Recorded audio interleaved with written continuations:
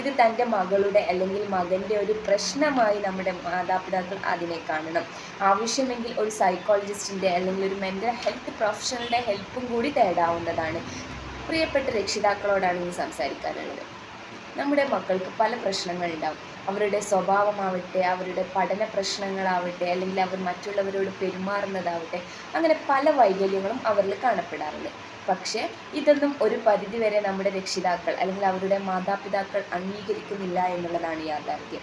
ഒരു പ്രായം കഴിഞ്ഞാൽ ഇതൊക്കെ റെഡിയാവും, അല്ലെങ്കിൽ കുറച്ച് വലുതായാൽ അല്ലെങ്കിൽ ഒരു പക്വത എത്തിയാൽ ഇതൊക്കെ റെഡിയാവും, അല്ലെങ്കിൽ അവർക്ക് എന്താണ് അവർ പുറത്തൊക്കെ ഒന്ന് പോകുമ്പോൾ ഇതൊക്കെ ഒന്ന് റെഡിയാവും എന്നുള്ളൊരു വിശ്വാസത്തോടു കൂടിയാണ് നമ്മുടെ പല മാതാപിതാക്കളും ഇന്ന് ജീവിക്കുന്നത്.